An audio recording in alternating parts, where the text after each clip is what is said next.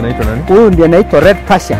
Ni Fresian lakini inaitwa red pasture. Na kwa maziwa? Maziwa iko mzuri sana lakini saa hii ina mimba. Sasa iko dry. Kwa hivyo maziwa sio sijakunywa yake. Huwezi kunywa hii sasa kwa sababu hujazaa. Na ukizaa basi hapendezwi na mwelekezi wangu anaitwa Osama. Anatutisha. Na murereri wa Kameme TV turathie na mbere na ukurehera urimi mukinyaniri ni urimi mwagiriru nya umuthi ndi naro kumsondoro kwa muthuri wetekirite kurima uria kwagiriire. Ng'ombe ici ajaneri nacio haraya no muna kiria gitumite aikare guku ni iria rira riumaga guku. Mzee, asante. Ati maziwa ndio imekuweka kwenye huu kulima. Kasi nilikuwa nimepata mshahara kubwa sana Kanivu, lakini nikaona heri nifanye hii kazi ya maziwa. Lakini mimi nikiangalia Masai na maziwa na nyama. Ndio.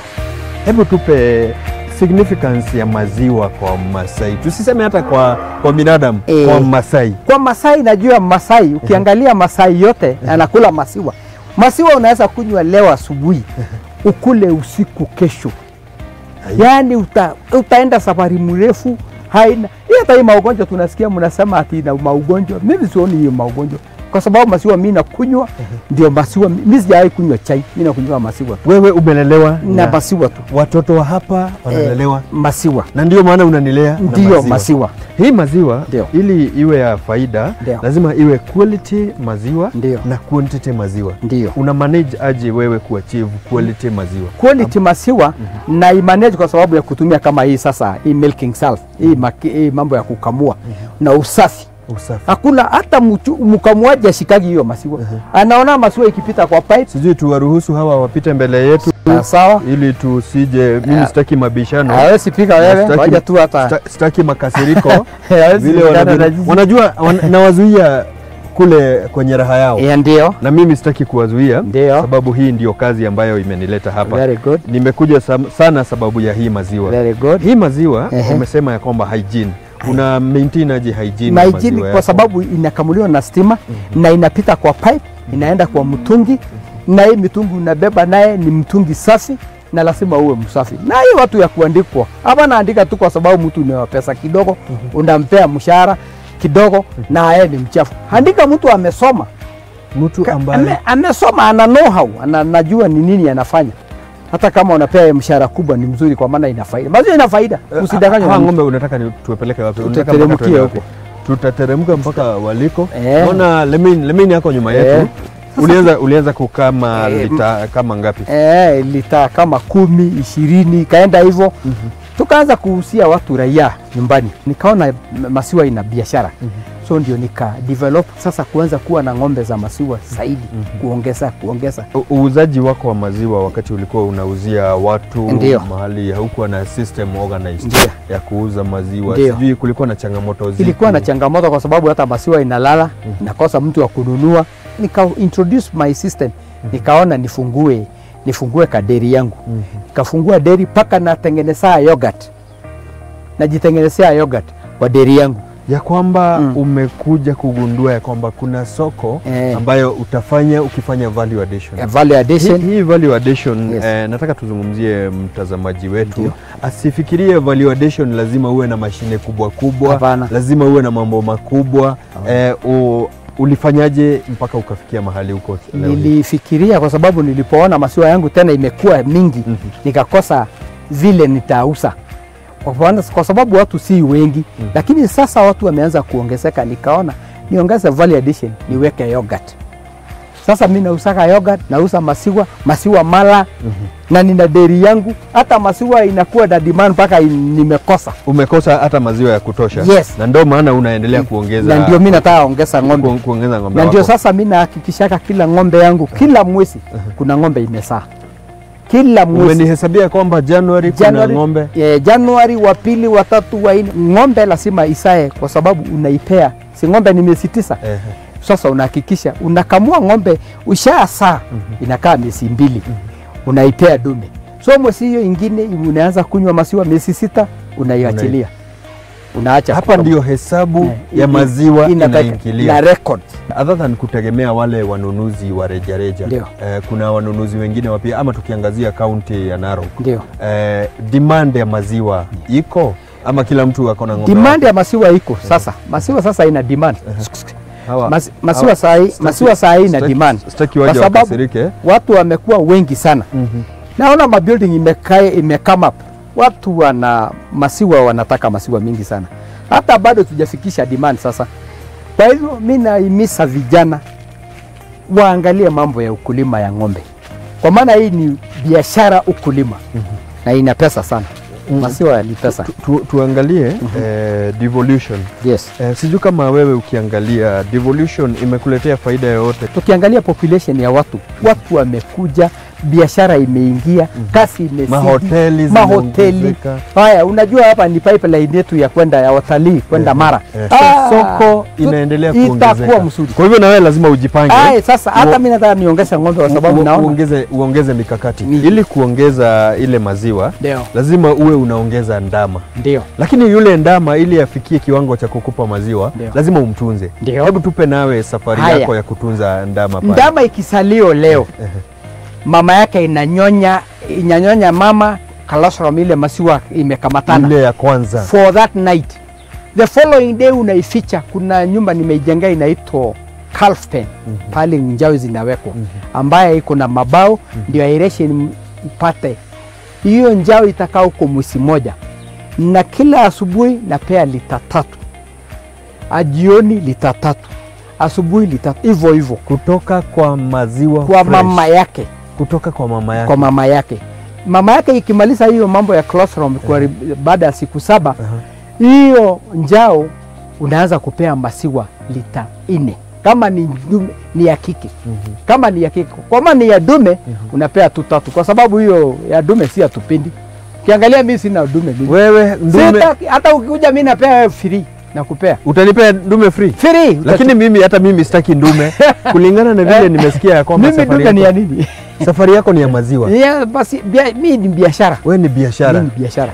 Yule ndama atakaa pale muda upi, utampea nini, utamwangalia vipi? Miezi 3. Akikaa miezi 3 anatoka nje.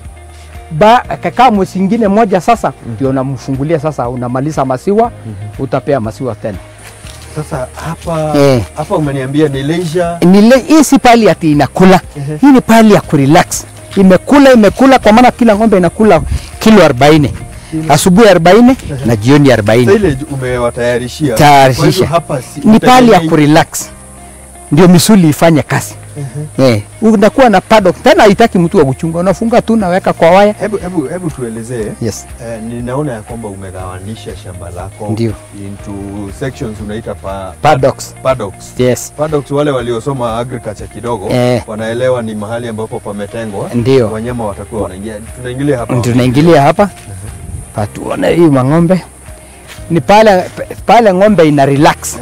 Inakaa, hakuna kulishwa hapa, hakuna kuchungwa, inakaa peke yake tu. Imekuja tu kurelax. Kurelax. Kwa nini wewe ukagawanisha hivi? Kwa sababu sitaki leba ya kwenda kuchunga, nataka biashara ile ya sitagaramika.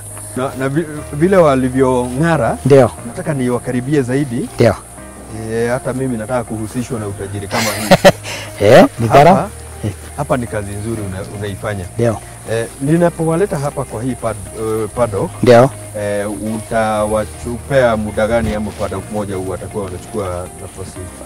Hii paddock unaangalia tu, ukiona imepunguza nyasi na unaondosha, unaweka paddock nyingine. Kitambo urudi kwa hii paddock utakuta tu imekuwa vile ilikuwa, kwa sababu paddocks ni nyingi. Nimekata paddock mara 5. Umeniambia kwamba hata ukifanya hii kazi yote, ndio duka yako haujafika mwisho. Bado nina matarajio mengine zaidi. Na bado una nguvu. Bado na nguvu. Hii miaka bado ni kidogo. Na kwa sababu kwanza niwaambie siri ya maziwa inafanya mtu kijana mdogo sana. Maziwa ni nzuri sana. Sasa mimi matarajio yangu ni kuwa na ng'ombe 40. Hiyo ndio maximum yangu. Na haina hasara. Hata ng'ombe kama hapana toa maziwa, yani kiseeka, unaipea chakula ambaye inafanya inone. Kama hiyo juzi nilikwambia niliuza 1,110 ng'ombe moja, kwa sababu ilimaliza usao. Nikaona sasa kwa maana ikisaa mara 5 mimi nakala naondosha, namuondoa nauza ikiwa nyama sasa na naonesha. Sasa ukiangalia hizi ng'ombe vile inanona ni kwa sababu ni vile inalishwa.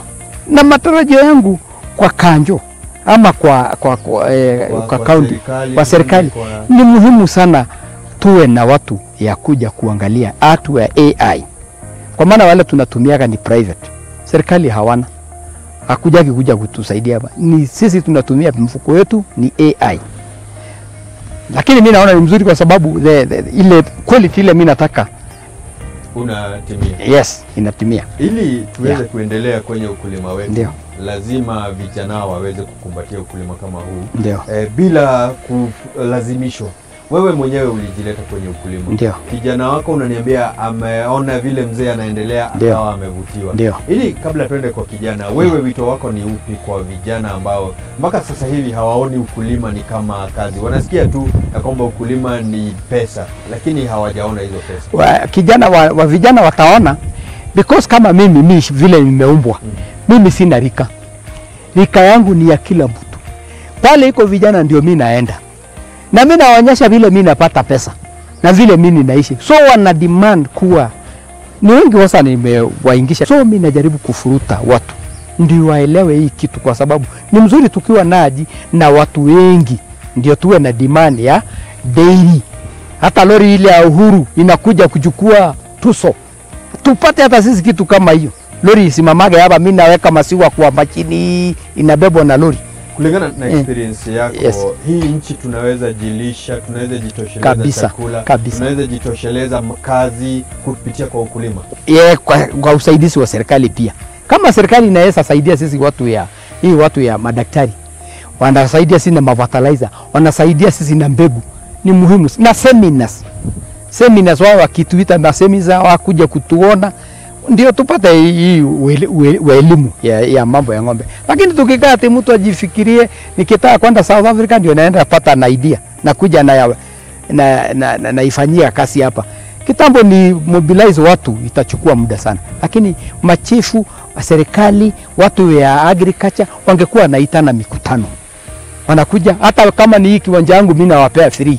Waje wafundisha watu waone maendeleo vile inaendelea. Hili shamba ili waje, hebu wakumbushe linaitwa nani na tupe hii shamba jina yangu naitwa Simon Tumpes Olekuluo. Ukiangalia hiyo initials ini STOK. So inaitwa stock. Na bibi yangu anaitwa Freshia. Nikachukua hii farm nikaisema inaitwa stock farm. Stock farm. Yaani farm ni jina yangu, Freshia ni ya farm ni ya jina ya bibi yangu. Na hii shamba ni kama eka 20, eka 18 hivi. Na ni ng'ombe, shamba inanipea faida sana. Ni shamba ya familia? Nilipewa na baba yangu. Ni mali ya familia? Hii ni shamba ya baba yangu alinipea. Akakwambia nimekubariki. Tulisaliwa tukiwa watu 8, tukapewa kila mtu hiyo eka 18. Kila mtu ako naye. Baba alikuwa mtu mkarimu sana. Kwa wale baba zetu ambao wana mashamba lakini wananiambia wewe nilikufunza, wewe nilikuelimisha, nenda. Hiyo baba si mzuri. Hiyo baba ni heri ya kugawia shamba saa ile akiwa uhai aone maendeleo yako.